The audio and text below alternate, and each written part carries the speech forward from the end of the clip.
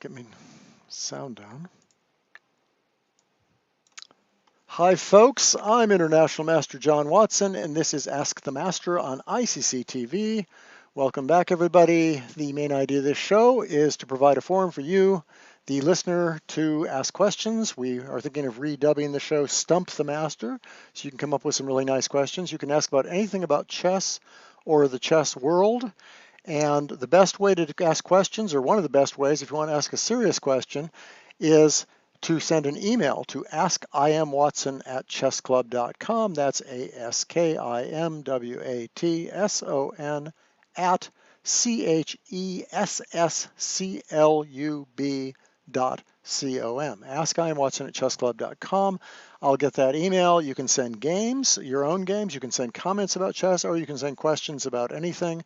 The typical questions we get, there's a big emphasis on openings, which is not surprising, and we've had a lot of fun with openings. In fact, I should maybe mention that on Facebook, on the page John L. Watson, that's three words, JOHN space L space WATSON on Facebook. On my, guess it's my timeline, I list the shows that have proceeded all the way back to the middle of last year, and or is it now 2 years ago? I guess it's 2 years ago. And every opening that we've covered by ECO code, and so it's just a big long list, and you can skim back through there and look and see what openings you maybe want to talk about, or that we've already talked about, or you might be interested in. And then you can go to the show. They're all on YouTube and they're all archived.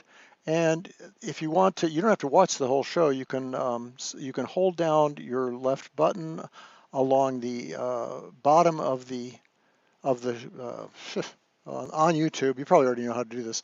And the scenes will show up in front of you as you scroll right and left. So within 15, 20 seconds, you can find whatever opening, the positions will come up before you, and you'll be able to see what we were talking about and get to the position that you're interested in. Oh, look at the people on the online already. Look at this. Alan, as usual, which is great. See, Alan gets to ask a good question right off the bat because he gets here before the rest of you. So let that be a lesson. So what else did we talk about? You can also talk about chess strategy. You can talk about chess books. We've talked a little more about chess books recently. And, because I've reviewed books and I write them myself. I'm an author. Have written over 30 books if you include editions and things like that. So that's about it. Let's just get started here. I've got some comments to talk about from last week. But let me start out with the chat. It's always fun to start with the chat. Oh, and the other way to ask questions is the chat on your right, if you're logged into Google. Okay, let me refresh my screen here, and because it's funny that those chat things aren't coming up. Ah, here we go. I swindled the opening. This is Alan. I swindled the opening. Hi, everybody. Against I.M. Siliki, the German international master, very well known and one of the ICC announcers. He has his show where you play blitz against him. He's really fun and very professional announcer. You should watch his show. And in fact, you did. On a simul on ICC, you played him. Even though I had a draw in endgame, I ended up losing after outplaying him in the middle game. The opening went. Okay, let's take a quick look at this. E4, knight f6. E5, so Siliki played the Alyakin defense. I don't know if he normally does or not. D6, knight f3, and he plays this, D takes E5. I always think this is a boring line. Oh wait, is Alan white or black? White's, I played knight e3. Okay, so you were white. C6. Yeah, this is this line that Carlsen made popular with C6. Kind of a slow line, very professional, kind of, again, trying to get an even game or slightly worse as black, but solid, so you can't run into any tactics. I'm not very interested in it. Bishop F5 is a standard move that they made a lot at the beginning of this line. I don't know if they still do.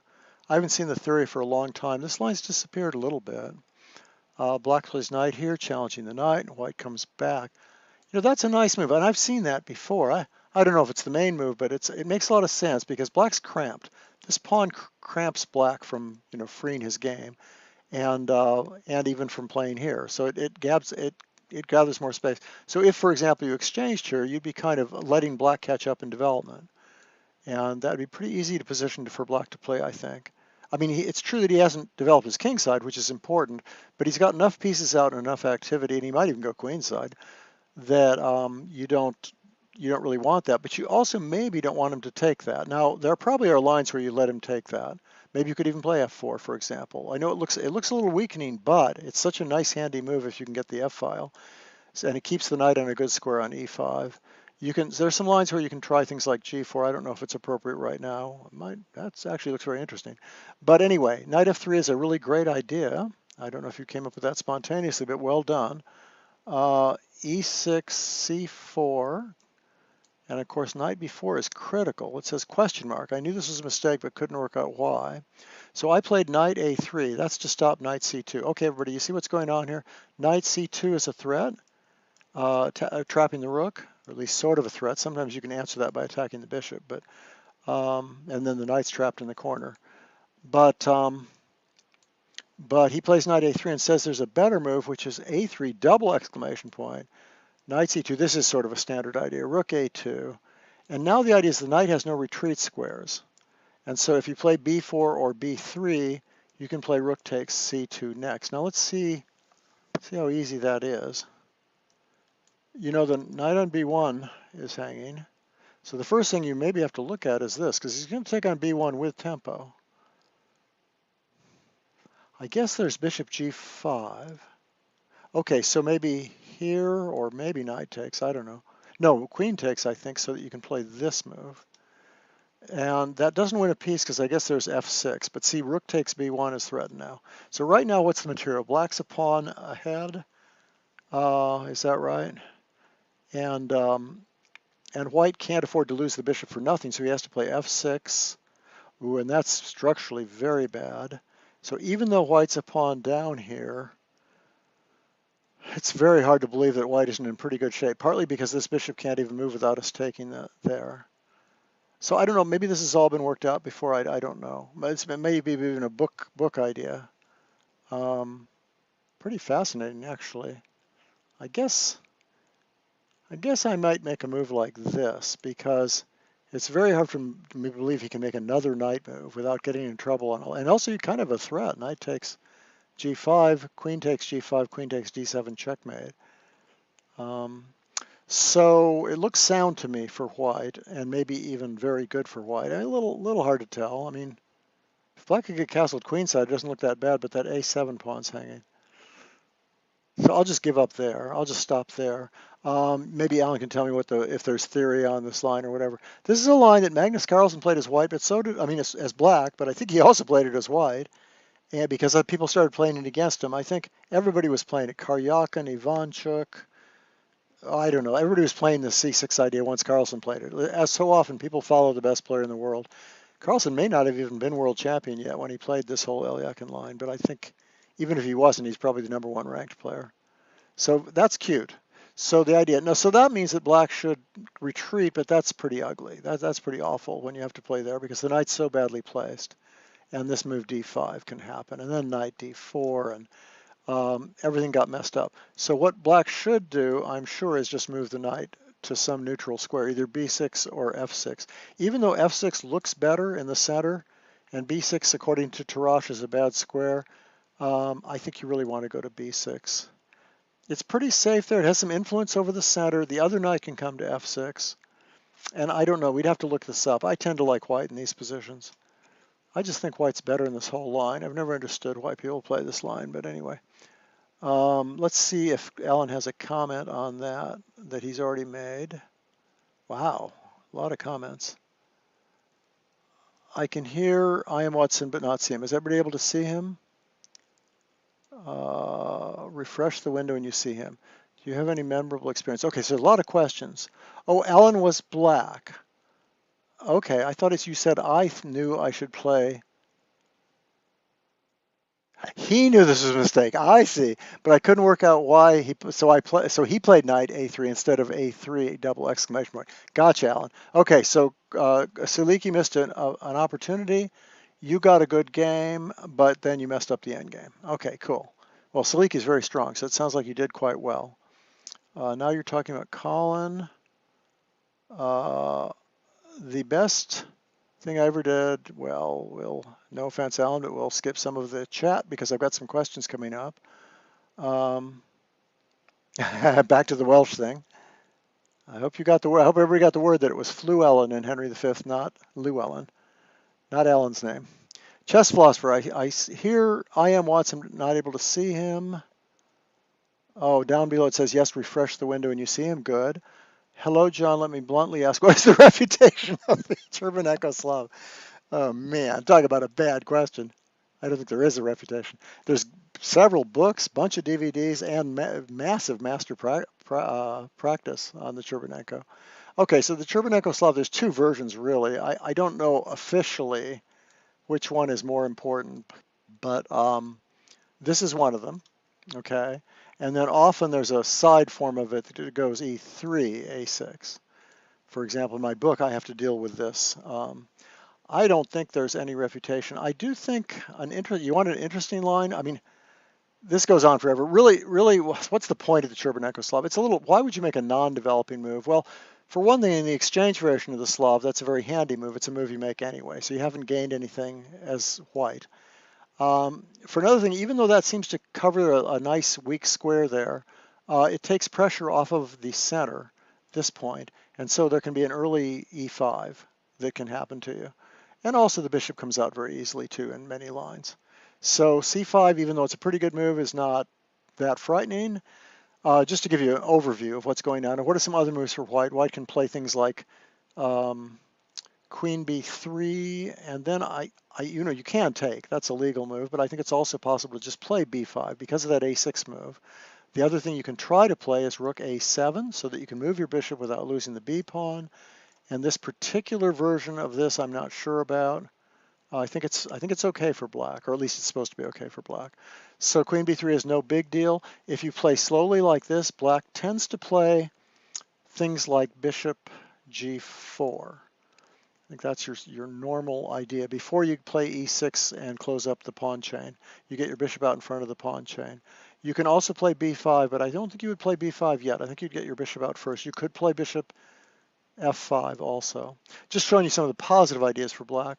Now, one thing I noticed, Elliot, just because I have to worry about this stuff as white, and I haven't worked out anything particularly good yet. Although in my book, I'll show you, I have a different order. I have an order without knight F3 in, and I just play for B3 and bishop E2, and I think white's a little better. It's a fairly popular line, actually. But let me show you this one first, something I was looking at the other day, and I'll probably mess it up. It's A4. Bishop F5 is probably the most important answer. E6 is awfully slow, but I can, for example, E6 you could play, I think I was looking at G3, or else going back into a sort of a Cambridge Springs kind of thing with these things in, which would seem to favor black, but in reality it was actually pretty interesting for white. But anyway, the main move is this Bishop F5 move. And then Queen B3, attacking here. Elliot, I'll watch your comments as I go along because I'm not, by the way, I'm not an expert in this system, but I do have played as white a few times and I've kind of faked it. Yes, it's awfully nice if you can play knight BD2. Yes, but a lot of people have the knight C3 move order. We'll talk about that in a second. And this position is very interesting because black can't play Queen B6, which is often an answer to Queen B3 because you take it. Can't play Queen C7 because this pawn is hanging here, and same thing with Queen C8. So it's very common to play Rook A7. And then I think this move A5 is very interesting.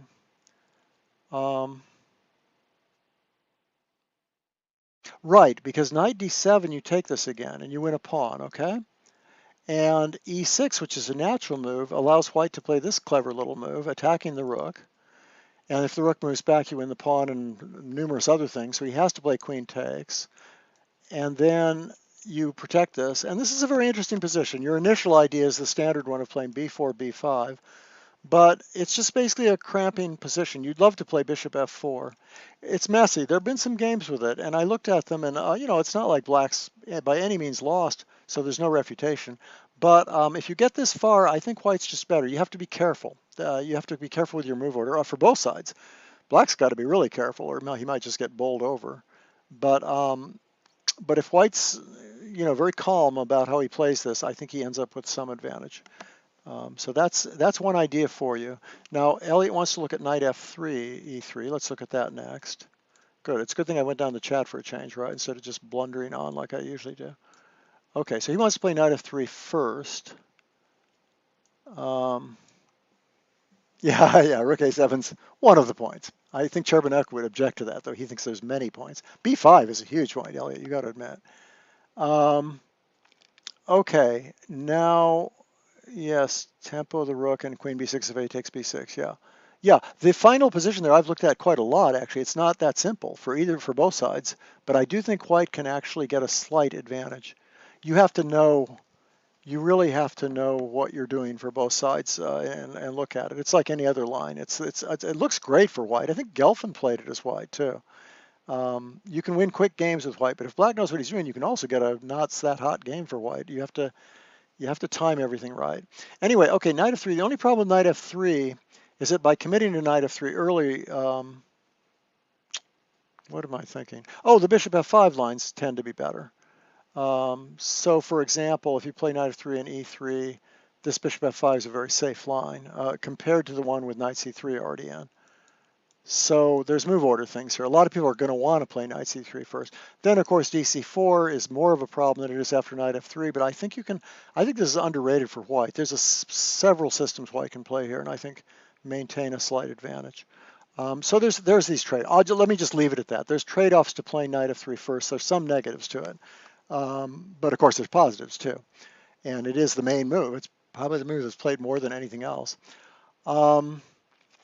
Yeah, so now, for example, even against the semi-Slav, you might want to play knight d2 also, right, Elliot? I mean, that's a point too, is that against semi-Slav structures, you might want to end up playing a knight d2 line. I'm sorry, against the e6. You might want to play knight d2, and that way you never have to worry about d takes c4. That's actually in my repertoire, Slav repertoire on the ICC lectures. I give lines with knight d2. Actually, I give you some options, but that's one of the ones I give you. I use knight f3 in my Slav repertoire order. But that's just on ICC, and in practice, I've played a lot of knight c3s. Now, what else are we talking about? Okay, so we're talking about the Cherbenenko. So, okay, so here, and e3 you're talking about, right?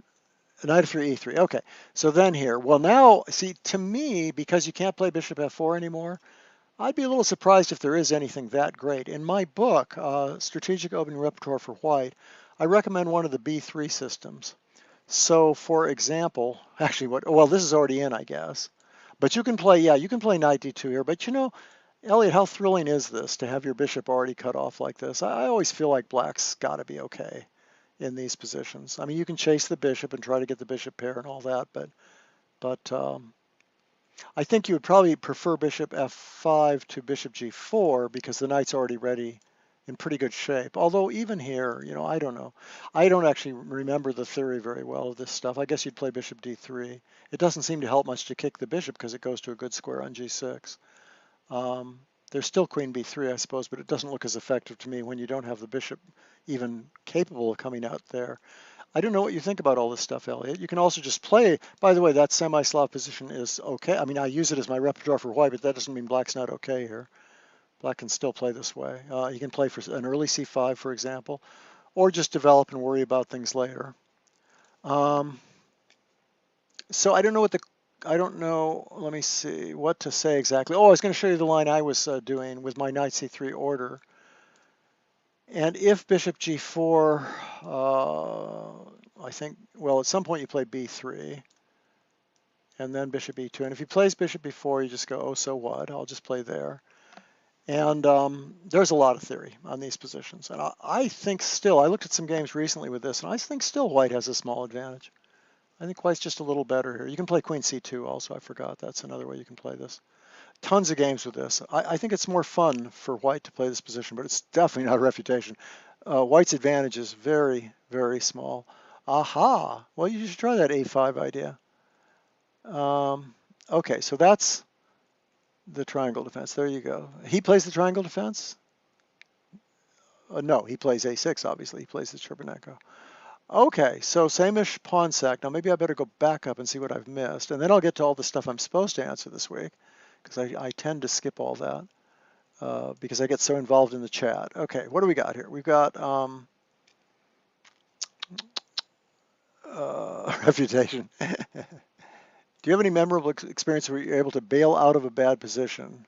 I always thought those saves were pretty fun. Not me. I'm always a nervous wreck, and I'm depressed. I'm kicking myself for playing so badly, but it is kind of fun once it happens. Okay, I agree with you. Once you've saved yourself, it's all fun, but in the middle of the game, I'm usually miserable. Um, okay, so Alan was black in that Elyakans. I was wondering if Christoph would play that. So he takes the white in his simul games. I was wondering about that. It's always nice when they alternate. Maybe he does that. I don't know. Yeah, I think that E4 line is really fun. There is a problem with the A4 line. Let me just show you though. If he answers it the other way, oh, you've already got this in, so you can't play the A4 line. If you're going to play the A4 line, you have to have it with that already in. Yeah, this is the only serious A4 line. The other point is if he tries to play like a Queen's Gambit declined, now there's many things white can do here, but I thought it was fun to play it like the old-fashioned Queen's Gambit declined. And of course that allows him to play things like Bishop B4, which looks really strong, and Queen A5 and things like that. But what I discovered is you can play it like a Cambridge Springs, and things come out pretty well. Just for the record, you have to look at this. I guess he plays Knight BD7 first. And you just play normally, and it looks so weird to give up that square in the Cambridge Springs, but in fact I think A6 is not a very good move as it turns out. So I'll just leave it at that. Okay, what do we got? Samish pawn sack, C5, to take or not to take? Not to take. Let's look at that. This is D4, and then I'm going to get to my questions from last, catching up on the ones that have been sent by email and also the ones I didn't cover last week or started to cover. Okay, so here's the King's Indian defense. That's called the Samish variation, F3. It's a really fun line. It's really interesting. It's got a little bit of a revival after years of kind of being in the dark. And one of the main problems with the Samish variation has been this thing that Kasparov made popular. Now people had played it for years, but he made this pawn sacrifice popular and showed that it worked in most variations. It's a pawn sacrifice, but it just turns out that black gets tons of compensation in these positions. And then he plays knight down, b6, bishop a6, rook over. And you can look up at the theory on that. I don't think anybody's ever really shown the way to an advantage from this position. I'm pretty sure not. I've had people who play the white side. I've had 2 students who play the white side of the Samish, and we've never been able to crack this position. So I don't think you want to take. Most of the top players play this move and just protect the center. And then, of course, the problem is you have to learn a lot of theory because black has a lot of choices. I mean, there's these funny Queen A5 lines. There's and the main line, which is Knight C6. We'll get to that in a second. You can also play Knight D7. What are some of the other lines? Queen A5. This kind of thing. Let me just say this kind of thing with Knight C6 followed by Queen A5. Huh, I got that right. There's a Queen A5, Queen A5 immediately, I guess it is. That's right. That's one of the ones that top players sometimes play. And do I understand it? Probably not. Now, white can go back and just let you take that and then play Knight B3, for example. In fact, that's probably the best move. That's right. There's problems with all the other moves. And then you can make weird moves with your queen, I think.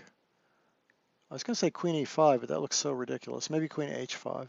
Anyway, you have to look up all this stuff. And at one point I knew all this, and I decided white was slightly better in most of those lines. So the main line by far for black is to play this way, and then you get this magnificent variation that goes on and on and on and on. And of course the most fun line is this one with H5 and E6, which leads to all kinds of piece sacrifices. And maybe it's just worth seeing one of those just because it's got to be the most fun line going these days. So let me see if I can do this. I don't know if anybody wants to try and help me here. Yeah, okay, so it's bishop e2, it's h5, bishop e2, here e6, let's say, and now you can play knight d2, but if you want to get really ambitious, what am I missing? You play f4. And somehow I've messed this up already, haven't I? Because it's too early to play knight takes, isn't it? So somehow black should already have e6 and takes in. Okay, so excuse me, let's get e6 in. Wow, guys, great memory here. Anybody going to help me here? If you have e6 in, he's going to have already castled. So it's got to be this line immediately. Let me get this in here. So is it f4 right now? Okay, f4. Very early on you capture here. Maybe it's already, and then you play here. Maybe this is the Grischuk-Svidler line already. You're pieced down, but you're smashing open the center and threatening d4. So usually they play this. Because if you play this, you're getting these open lines in the center. How does that work? Queen a4, queen e7, knight g4. There's problems in the center. Unbelievable that this works, but rook b8 and queen a5 and things like that. So what they tend to do, yeah, I think this is the line. What they tend to do is play e5 in this situation.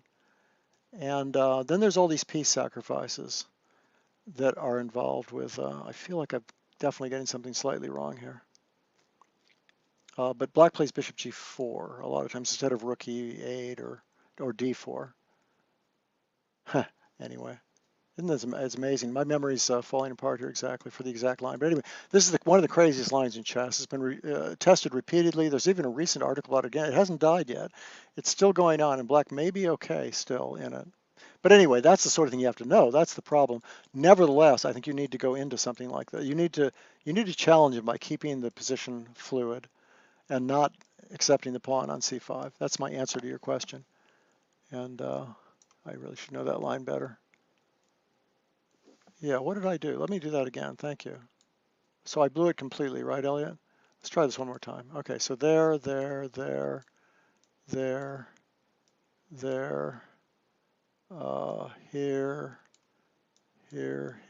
e6.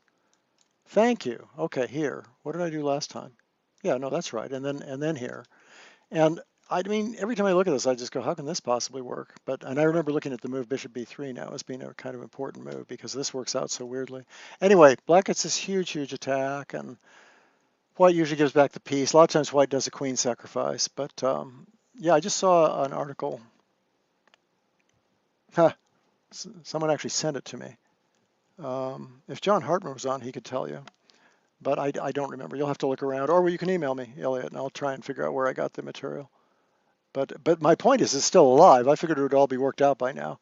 And the funny thing is that I have a friend who played the white side of this, and he knew all this stuff. And the original lines here had to do with what, d4 taking, and some sort of d4 move, and all sorts of things happened. And then the person he was playing came up with bishop g4. This is way before bishop g4 had been discovered, and this sort of tends to hang on. This move is the latest, meaning that in the first year people didn't play it, at least not very much. And he ran right into it, I think over the board. So kind of incredible. And now it's the main line, I noticed. Oh, anyway, we're getting way off the subject here for the poor average listener here, right? So my suggestion is, yes, go ahead and play for the, go ahead and play knight ge2, keep the center fluid instead of playing d takes c5. Now, let me get back to okay, first of all, I have a correction from last week. The book, people were talking about the Sicilian Four Knights, and I mentioned, because I couldn't think of any books on it, that there's an old Median 1e4 book, and that book is by Alexander Raetsky. I couldn't remember who it was by, but also is published by Everyman in 2002. It's a very old book, but it has the basics, because the Sicilian Four Knights hasn't changed that much. So you could use it as a basic starting point of your repertoire and then catch up with all the database stuff. And the Sicilian Four Knights is this one. It's here. And as I say, there's a big line here that you have to know with this stuff, this kind of thing. But the question was, how can you get into the Sveshnikov as black without allowing bishop b5? And the idea was to play this way and get into a Sveshnikov here. And of course, white can also take this in doubled pawns right away, or wait and play bishop e7. But anyway, this is a Sveshnikov Sicilian. So the question was, if you use that move order, what else can white do? And the answer is this move with knight takes. Anyway, so Raetsky covers those variations, and he also covers, what do you call it, bishop? Oh, he also covers bishop b4, which is the other old Sicilian Four Knights move. And I think we talked about that. There's an endgame after this, for example, that can be played where white's always been considered to be slightly better. But let me see. Oh yeah, okay. So and that book was not Quality Chess. I think I said Quality Chess. I just wasn't thinking. It's Everyman. It's way back in 2002, but might be worth trying to get a copy of. Okay, then the second thing that we looked at. Okay, we looked at this game. Let me put this up here. We didn't finish this discussion of this long line, which I think is really an instructive line. I hope I didn't bore you with it too much last week. Remember the question? It was the main thing we looked at last week. Of the Queen's Gambit decline, this line with bishop f5. And we went into a lot of detail about this doubled pawn variation. And it was based on the game, the question was based on the Kramnik game. This is Per Eric asking. It was based on the Carlsen-Kramnik game, where Carlsen played. And we looked at other games from this. I gave you two other continuations from this position, but Carlsen, we never got to the actual game where Carlsen played knight e2. I mentioned the move, and then I showed you a bunch of alternatives, which I also thought were a little better for white. So I've never thought this line really was truly equal, but there was a book, as I say, by John Shaw as a repertoire book for black, and a lot of people seem to think black was drawing. And Kramnik played it against Carlsen. Kramnik played it a few times and managed to draw a few games, and I mentioned that last week, some of the games that Kramnik played. But I didn't show you the original game, so let's take a quick look at that. That's, okay, that move was actually criticized, but the point is if you play, let me see if I can do this. Yeah, so knight e2 is the first move, and if f5 happens, remember I talked about that being the main move to attack that, and apparently people think that this is a pretty good reply, even though he can take that this is a pretty good position. I don't know if that's true or not, but that's apparently what was going on. I'm not sure if white also can't just retreat, but anyway, let's, what was also given is this check here, because you want the knight to go over this way. You don't want it to come back. Castles, queen side, knight e3. Okay, that's white's big idea by playing knight e2. He wants to control the f side. We've talked about the Kasparov knight on f5. It's even true in the endgame. This pawn structure is one of the few doubled pawn structures that right from the opening can be disastrous for black. This particular set of doubled pawns and this isolated pawn, it can be pretty bad. You can get away with doubled pawns in an awful lot of positions in chess, but this one tends to be a big disadvantage. So black needs something else to make up for it. In this case, he has the two bishops and pretty good development. But anyway, Marin gives this line, knight g f5, knight e6, bishop d3 with a small advantage to white, because structurally white's so much better here. Okay, so that was the note. I'd have to go back and look at this stuff. This is actually kind of interesting. That f5 here, I guess that's just such an awful bishop at this point. And maybe it's going to get worse because the knight's going to come here, and then you're going to be threatening h5, and black's going to have to play h5, and then bishop e2. You can really attack all these pawns. So yeah, I can believe that's better for white.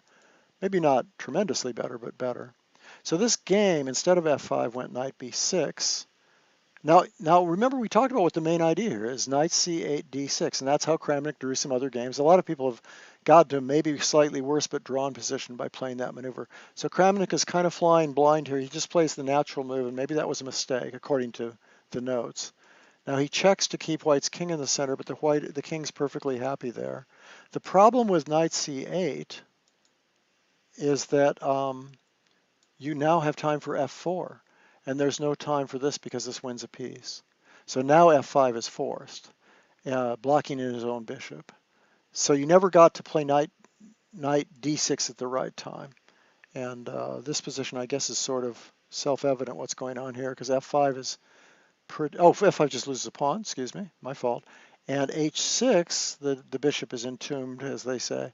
That bishop's just never getting out. It's just an awful piece. So that's just unplayable. So that's why the black's normal play on knight c8 doesn't work, and that's why Carlsen's idea here has some extra point that the other lines don't have. So what black does instead is plays check and then plays knight here, trying to get some counterattack. And fortunately for Carlsen, he doesn't really have to defend that pawn, and he simply blocks the bishop off, because if this move happens, there's going to be a couple pieces attacked. Now, if he goes here, he's losing a piece. And if he goes here, I think, whoops, sorry. Do you just take that, or do you play, well, I play king b3 anyway? No, you actually just take the, oh, this is very good for white. You're going to get to the 7th rank. No matter what, you're going to get a rook takes b7 in, which in conjunction with that knight is awfully nice. And, you know, the 2 center pawns to none, and this pawn being very weak. So that's a huge advantage. So black can't grab that pawn. So knight a4 even maybe was a little careless. Maybe Kramnik played a little fast this game. Not his best showing. On the other hand, it's very difficult also. Okay, now Carlsen just defends that pawn and figures he has a big positional advantage. Kramnik attacks that. He'd love to get rid of that knight. Carlsen simply defends it. Kramnik doesn't know what to do exactly, and so maybe he tries to break through here with the rook behind it. And now he decides not to. He plays bishop back, probably because if he plays here, I haven't really calculated all this, but probably a3 is very strong, followed by takes, and then there's forks and things like that. It's my guess anyway. There might be something else wrong with it that I'm not seeing. Okay, so Kramnik comes back to f8. More light squares. Notice that white's working on the light squares in this game. He's got a light square bishop. He's kind of covering all these light squares. It's kind of a theme in this game. Okay, so black finally breaks through, but that's actually not supposed to be a very good move. He should have played king d7 supposedly, because as it comes out, oh yes, very nice move, knight back, because now you have h4, h5 for one thing. This is a real problem, this way of attacking, because that bishop's going to get in even more trouble. And knight f4, of course, is a huge move, just probably winning that pawn. Knight f4 check is an immediate threat. So that apparently is just too good a position. Black plays, takes. I assume he just takes back, yeah. Bishop up, because knight f4 check is so strong that he has to put the bishop there. And white indeed plays h4. Black plays h5, possibly not the best move, but it loses that pawn to knight check. It's funny how Carlsen, just everything seemed, all the tactics and everything seemed to work perfectly for him. Now this is even better, because having exchanged light square bishops, look at that square now, and we have a nice little passed pawn over there too. So this game, maybe I'll just show you how it went. I won't show you any notes.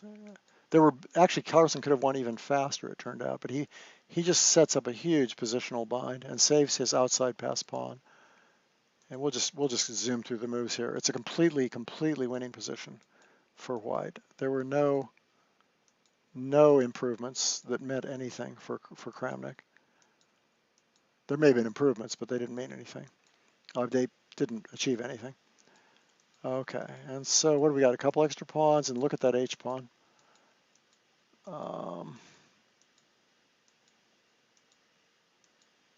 And there. Okay, so anyway, I thought it was a really fun, instructive game. You can see how weak doubled pawns can be in chess. They usually, if you get them that early in the game, there's usually something you can do about them. And traditionally, in fact, black's been okay in that position, or been considered able to draw. But now, as I told you from the results, white's results overall are better than his normal results with white.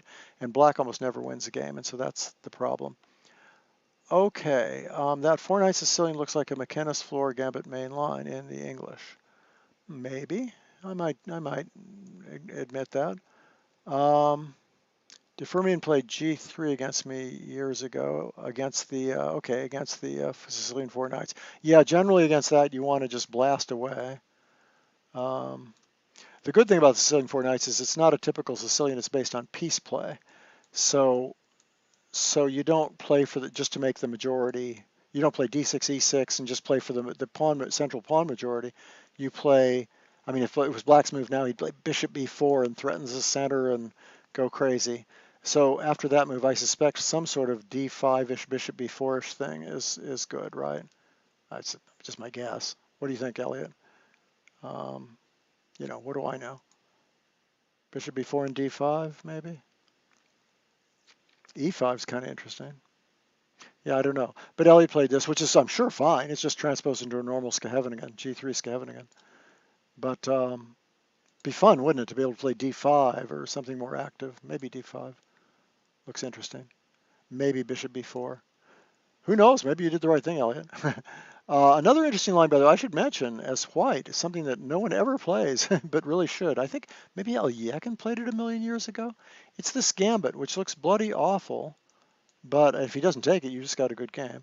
And now how do you play this exactly? Bishop d3, so that you're not forked when he plays knight takes. So you save your bishops. And if he plays knight takes, then I think just queen d2 or queen e1 or something like that. And then if he takes here, you play queen. These dark squares, it's really funny. You're 2 pawns down, but you have tons of compensation. In fact, I think knight takes c3 is even a mistake. I think you have to maybe just defend the knight. But if you do, white has all kinds of attacking chances here. I think this is a wonderful line, by the way, to look at for white. And I think it's completely sound. There's this idea that I don't know why people didn't play this way more often. But anyway, so that's enough of that. What do we got? Can you show some of the theory Kasparov came up with against Karpov and the Scots that was new at the time? That's a little tough spontaneously. My memory isn't that good. Yeah, I would have to, it goes way into, we talked about this last week, right? That it goes way back into this main, what I can do is I can save the chat and do a little bit of that next week. But it goes way back into this main position, which was already known, this famous position with knight f6, knight takes. Not that they didn't test other lines too, but this line with, I'm sorry, queen e7, although you don't have to. By the way, this is a legitimate alternative, but in the old theory was this, and they played right into this stuff with bishop a6 first, although again knight b6 is played without bishop a6 a lot, but in the match I believe this was mainly played. And I think Kasparov tried a couple different move orders, but basically this position ended up being, now he's thinking about queen e4 or queen over. This basic kind of position was Kasparov had done an infinite amount of work on, but it's known, it goes back to the 19th century. And there were these f6 lines. There were even g5 lines. I believe in one of the match games black played g5 and white played g3. G3 is one of the key moves, by the way, to stop knight f4, so you can put the bishop out here or out here. And don't ask me, the specific theory is going to just throw me completely. I'll get it all wrong, but you can just look it up. This has been worked out in enormous detail now. But anyway, that's what Kasparov did. Is he took these old positions, roughly like this one, for example, and went crazy looking at it. He was willing to accept some positions where he was just way behind in development. For example, he moved the queen next. He played g3. I mean, he didn't move any of his pieces for the longest time. And maybe black was trying to play g6 and bishop g7 or g5 and bishop g7. So black had a lot of pieces out. So it's one of those funny modern openings where white makes a ton of pawn moves and black's making a ton of developing moves. But then Kasparov figured out that you could keep a big positional advantage and black couldn't break through. And sometimes Kasparov would give up a pawn in the center and then finally turn around and finally get all this active play. So the best way to talk about that theory is to simply look up the match and look at it, because it was all, I think you would say it was all new, starting from these old positions. Okay, Elliott wins, so I'm not fond of black there.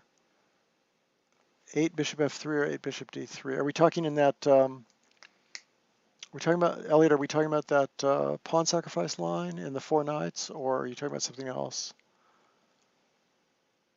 You want to give me a little clue which line you're not fond of black in, and we'll go back to that. All right, so yeah, a lot of arrows. Hey, that's the fun part. That's where I get to have my fun. Okay, Jeremy Silman has a question that I didn't get to last week that I thought would be kind of fun to look at. And it's in the French defense in the Tarrasch variation. That's why he sent it to me. Now, he claimed the last time he had a question that he was actually accidentally trying to look at the Caro-Kann and ended up looking at the French, but I don't believe him because he's still looking at the French. So maybe he's coming around. He's always a Caro-Kann player his whole life, but I think he's starting to look at the French. Okay, so, well, let me actually pull this up. EX87. Okay. Boom. Okay, so he has a question that starts out like this. In the French defense with c5, which we haven't talked about much. We talked a lot about bishop e7s and knight f6s, or maybe not so much about bishop e7, but I've been asked about it a lot. Okay, now knight gf3. Now this is an important question because it seems like 90% of the good players in the world play knight gf3. They're trying to avoid this big old main line, which does quite well for black. Well, I shouldn't say that, but it's doing reasonably well. And now originally black was playing this move. Well, actually, if you go way back, black used to play queen d8 and still does sometimes. And then black switched to playing this move, very subtle difference. It's a lot of times it's going to go to c7 anyway. But these lines are kind of fun for black. He has the central majority, and if he knows what he's doing, the white's huge lead in development. Another example of white having an enormous lead in development. Look, four to almost nothing because the queen, after all, is exposed. Where black's able to do just fine because of his structure, because of the structural issues. And of course, the original line. Now, there's plenty of things for both sides to do here, but the original line was something like this and takes, and queen takes turned out to be completely harmless. And then black played, this is the main line black played. Black also used to play bishop d7.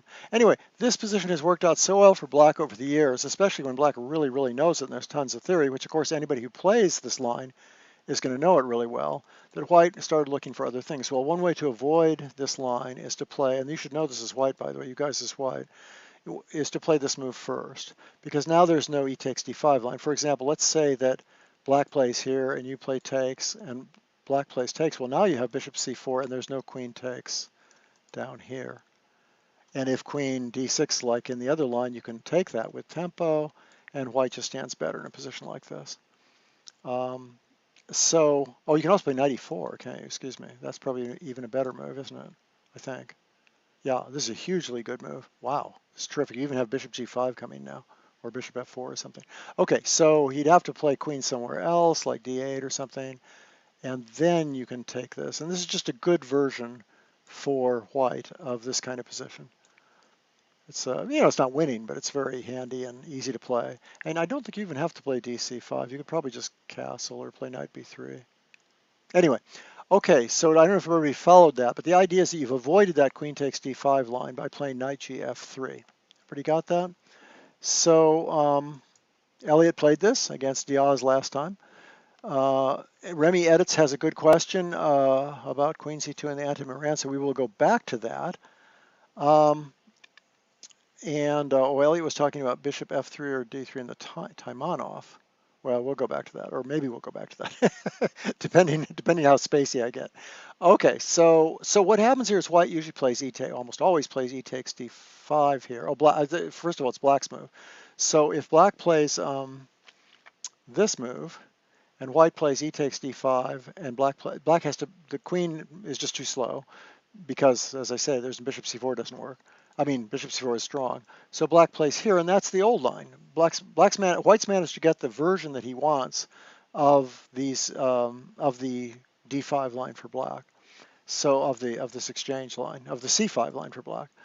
And I'll show you what I mean by that. But anyway, it's just worth mentioning that this is the same thing theoretically as playing takes. If black had taken this way, you could get this same position. Although sometimes white plays check first. Okay, so what happens here? Let me go back to the actual order of this game.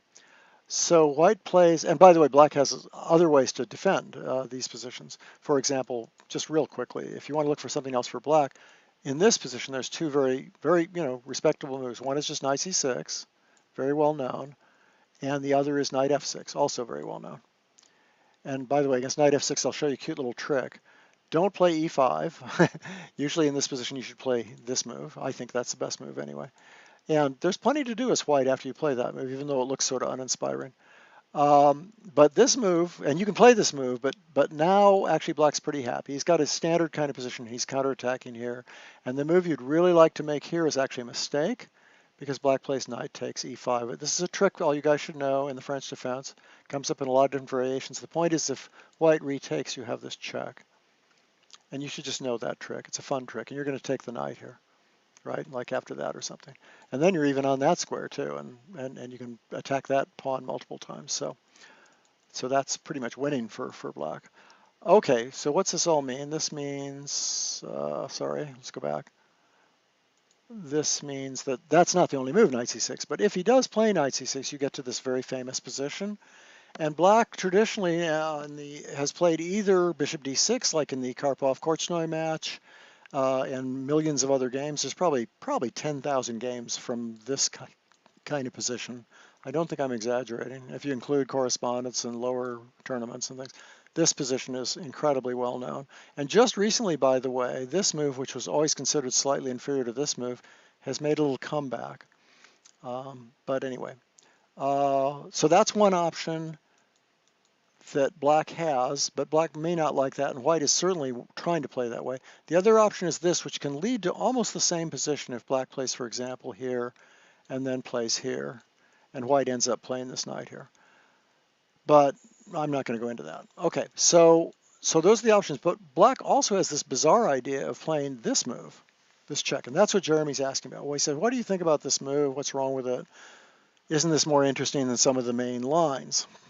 And let me just see what I've said about this so I don't skip anything. And he gives some lines himself, so I'll just stop and show you kind of what's going on. Jeremy says queen e2, queen takes, king takes, a6, and gives black the two bishops because the bishop's trapped. See, if the bishop comes back here, c4 wins it.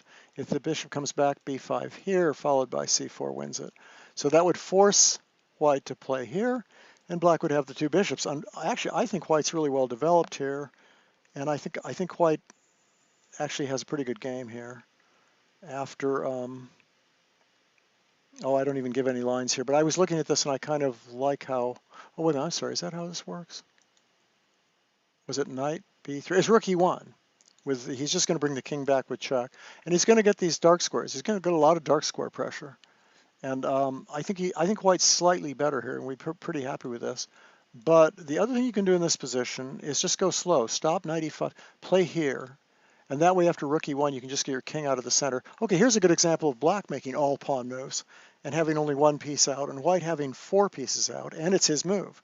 But I think black's just fine in this position. This is absolutely equal because structurally black's doing really well. He has a threat of taking here, and or maybe even playing a6 now, I don't know. But and if white takes that, then the pieces come out very smoothly. This bishop can come out with tempo on that pawn, and this is a very easy position to play, as it turns out. So I think Jeremy's right that this line's good for black, but that you should play f6, and it's not a6.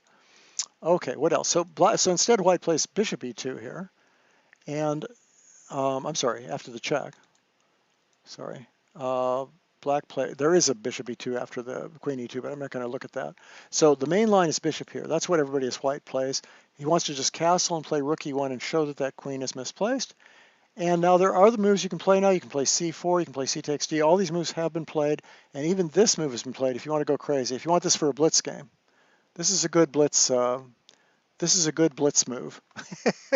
It's probably a terrible move. Well, not terrible. It probably gives white an advantage, but it can be played. Just you know, it's a threat. Get rid of that. And if he plays here, which is probably not the best move, you get castled queenside really fast. And you're probably kind of okay. You have enough activity. You have the rook coming to this open file at some point. Now, I don't know if you're fully equal, but you're real close. Unfortunately, white shouldn't play h3, and it's complicated. Okay, so what's a real move? What should people really do? Well, that move. That's a really clever little move.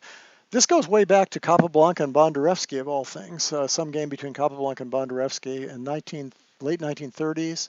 And Korchnoi played it quite a few times, and Svyagintsev played it even more times. So going back 20, 30 years, this has been played a lot of times. And recently, again, there's been an article about it by Marin or somebody. Maybe not that recent, but within the last couple of years. And more people are playing this than I realized. I was unaware of how popular this is. Black's idea is very simple. He doesn't have to worry about this file anymore, and he's just going to get his pieces out aggressively, put the knight there, where it covers e4. He might even go queenside. He might end up playing bishop e6 or f5 or g4 and castling queenside. And he might just end up developing knight f6, bishop e7, and castles, right? So it's a perfectly reasonable idea. It's been played, as I say, by some mega strong players, so it can't be that bad. So here's how the main line goes. Now, the two big moves here, 3 big moves, are c4, d takes c5, and rook e1. Rook e1 I think is the best move, and I think it's also the main move. That's not surprising, because look how active black is here in this isolated pawn position with this bishop that active. Now, in order not to get in trouble, it's probably you can play a fairly slow move. You don't have to, but I think playing just a very slow move here. Because the problem is if you play here, you have to at least deal with this move, and maybe that's not so easy. It's been played, but because if the knight moves, you're losing your d-pawn, maybe bishop b6 is not the best move. So bishop should go here, and I don't think I give any analysis here, but this has been played in quite a few games, and black's considered perfectly well off here. That shouldn't be too surprising to people who know isolated pawn theory, because this queen c7 move is useful. There's no way that white's ever going to get pressure on that pawn for a long, long time in terms of actually winning it. And he doesn't even have a move like bishop f4. So this is perfectly acceptable. I'm not saying white stands badly, obviously. That move has been played the second most often. This move has been played the most often. And now I kind of like bishop e6 here because it gives you this queenside castling idea. But you can also just play takes because there's no good discovered checks. Knight here, bishop b4. I tend to think bishop e6 is better than all this. Supposedly this is equal, but I looked at it a little bit, and I'm a little happier for white here. I think the simplification really helps white, and that isolated pawn, it's not like the isolated pawn's weak, but it's just a positionally better game for white. This has been played a bunch of times. Zvyagintsev was black in this position twice. Oh, actually, the second time he kind of improved. He played this once and drew, but I think the second time he played it, he played pawn takes. The first time he drew against Katronius. The second time he was against someone very good. Oh, Wrublewski, who's one of the great Tarrasch players as white. And here. And this game was eventually drawn. And the more that I looked at this, the more I realized white doesn't really have anything here. Black's got good control of the center. It looks like those dark squares are really weak, but it's fairly easy to, you've got two open files to play around with. It's fairly easy to challenge that knight in the long run. Optically, white's better here, but I think in practice, and this is a fairly strong pawn too. I mean, it's a nice pawn to have in the center. So this is, I almost might be willing to call that equal. So you can play this way as black. As I say, bishop e6 immediately instead of c takes d4 might be better. Anyway, going on, the game went, and that's the game went like this. And black played, okay, I like this move now. Again, just playing in the center and going queenside in many cases. But c4 has been a pretty popular move because if black plays slowly like this, white probably gets a little bit of an advantage. Here's how this game went. This is a recent game. That's why I'm showing it, is because it's sort of up to 30. Now that is a new move. He's trying to hold the pawn with the pawns rather than with knight b3. The idea of knight b3 for black, holding that pawn, is black gets pressure down the d file. And that's probably enough for a pawn. He can try and weaken the queen side and force a4, and then just bring your pieces out. And it just turns out this isn't that easy. Right now you're threatening to say, for example, play here followed by takes or something like that. And I think this is roughly equal. So you see, this whole line seems to be pretty reasonable for black. But anyway, this game, he went a3 and let him defend that pawn. But now there's a threat to take twice here. And if white plays a move like that, you have bishop f5. And there's just black's getting out too quickly here. It's obviously enough for a pawn here. If he plays here, you can take. And actually, you're getting your pawn back already because there's no way to defend that. Now, what's wrong with bishop a3? Maybe I'm wrong about that. Oh, I'm sorry. First of all, you should play d takes c4 first. Bishop takes, and then here, threatening this twice, but also threatening maybe bishop takes, pawn takes, rook takes c4. So that's at least equal for black. Not surprising. Black's getting so much development here. But so in the game, I think this actually happened. He played bishop b2. He gives back the pawn, and it's about equal. That would be the assessment. Now, do I really want to go further here? We're going to use up the whole day. Oh no, it's way too late. Okay, so anyway, that's the answer to Jeremy's question. That this seems to be it all seems to be okay for black, which is what he thinks. And it's a lot of fun. It's interesting. It's a way to avoid some of the traditional isolated pawn positions. Okay. Yes, bishop e2 is played a lot, but I wanted to show queen e2 to illustrate to everybody here who's probably never seen the move. Oh, bishop e2, and what's the black's queen's doing there? I hope I illustrated that. You play queen c7. All right. So no more chat questions right now, am I right? Or did I miss something? Oh, the anti-Moran question. Okay, I could do that, or I could go to the next game, or the next question. Let me,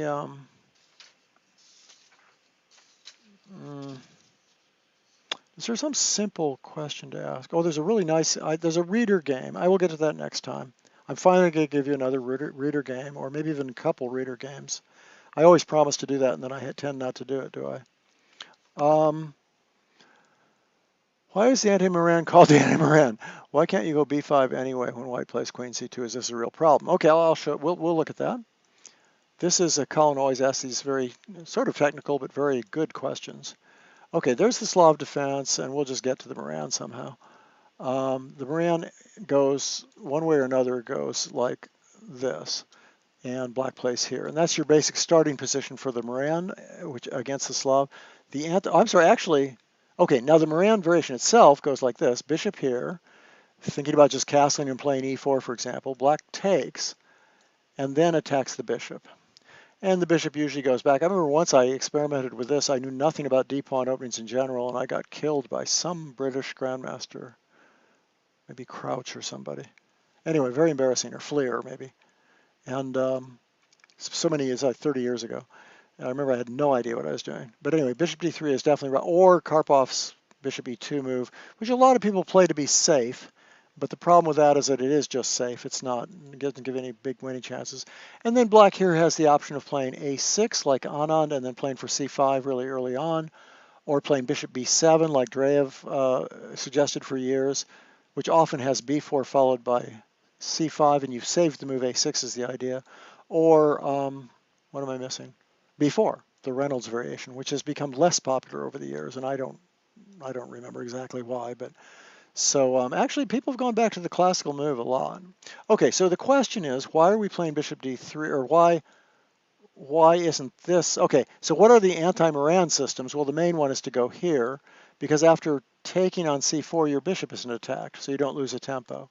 Okay, sometimes people do. I played queen c2 for years, and sometimes people do just play that move. But the idea is that white is a tempo ahead of where he would be in the Moran because he has one extra piece developed. Now the question would be, is the queen maybe worse on c2 because it doesn't defend d4? And I always thought, and I think most people still think, that the queen's better on c2. It puts pressure down on that backward pawn there, and that means that this move knight e4 can be very handy. So for example, if black plays, oh, I don't know, let's have black play, well, let's say he played as in the Moran, that move. We might castle first, and black might play. I don't think black can play here right away. Whoa, that's complicated. Hang on, let me go back. If he plays a6 right away, I wonder if we can even play knight e4 right away, attacking this. And the only problem would be a bishop b4 check, but I don't think that's a real problem. Now you could just move your king, and you're probably better, but let's go here. Check and just take that. Now there's a couple pieces on this, and it's very hard to defend. And we're already on the c file. And we own, even this knight has good prospects owning these dark squares over here. And black only has one piece out. So this is probably working. Bishop b7. It's true you probably can't take it because of rook c8. But pretty soon you're going to be threatening to take it. And you're going to play a4 here. Or maybe even b4 and knight b3 and a4. Anyway, you've got a central majority, space, blah, blah, blah. So that's a really superficial answer, but basically the queen is useful on c2.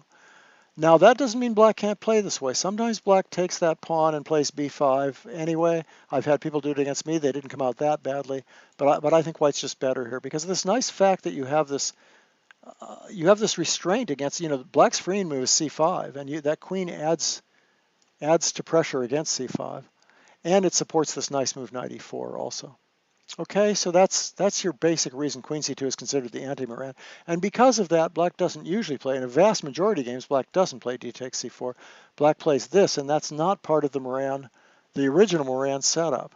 Not that black doesn't play bishop d6 anyway in a lot of positions, but the original Moran setup was to play takes and b5 early on, not to play bishop d6. For example, in this position, bishop d6 is an acceptable move, but traditionally it's been considered slightly better for white. Now actually over the year, in the last few years, people have gone back to this a little bit, playing this move, but it's still, I still think it's a little better for white. And the main reason for that is that e4 is always a threat. And to avoid that, black always played the Moran variation. Gain a tempo and then attack this way. So if you play queen c2, you're avoiding that idea. And very soon, white will be able to play this move e4 if black isn't careful. That's the idea. Okay, that knight c6 line. Oh, how interesting. What have we got here? Tarrasch, Winslow, Hovik.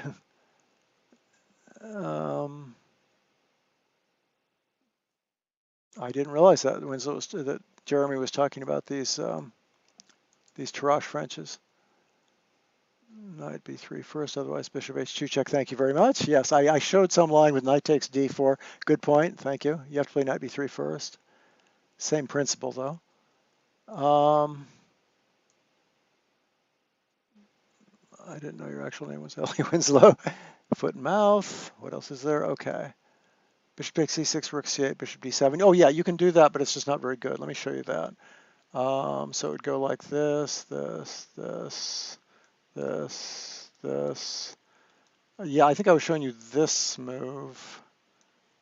And then I was simply saying that bishop c6 wasn't really a threat yet. I don't remember what it was. Sorry, I'm getting a little, but I don't think, in other words, if let's say he, even if he made a slow move here, which is a bad move, by the way, I think just a4 or castles, that this line is too risky. Bishop takes check. You've lost all the light scores. You're probably going to lose the g-pawn. Well, it's not self-evident, is it? I guess queen takes. I'd love to have the queen for the dark squares, I have to admit. I want the queen to come out here, so you could consider risking that. Maybe, you're on this square and the queen's coming out, or you could just play this way. Black has some compensation for the pawn here. I don't know if he has full compensation. That's a good question, because if you take here now, that you're losing your g-pawn. That's not good, because there's no queen f6 or queen h4. Okay, Ellen, you might be right, that this position is probably a little better for white. Yeah, well done. Good point. Yeah, I'm not thrilled with this. How about that king takes? Was that just completely ridiculous? Probably it's refutable. Oh yeah, white just, oh no, actually, it's possible. Now if he plays there, we have this move I want to play. That's usually what's wrong with these sequences, is white can't even get castled. And we've got pressure on the g-pawn. And I'm not saying black's better, but I bet this would be awkward for white. Does anybody see a good answer to this? It just doesn't look like much fun to me. Probably, I don't know what you play here. I mean, if you have to play rook g1, that's a really bad sign. Not that white's worse, but it's just not a very good sign. And black can sort of castle by hand here, right? Black can go like that and be very safe with his king. Anyway, I'm just speculating completely here. I could be dropping a piece somewhere. Okay, no more chat offhand, and we won't go quite as far today. We always go way, way over. And thank you, Elliot. You made some incredibly wonderful contributions. That's Elliot Winslow out there, international master. And here's John Hartman here. And oh, John, we had a question earlier. The article. Okay, let me just show you this. Elliot wants to know who wrote an article about this, because I know I saw one recently. Maybe it was Marin. Oh wait, which one did you? I've forgotten which article, because there was the one French variation that Jeremy asked about, but that wasn't that one, was it? It was an article about what? Anyway, John Hartman knows who wrote this article. Oh, here it is. It's the King's Indian. It's this line, the same-ish.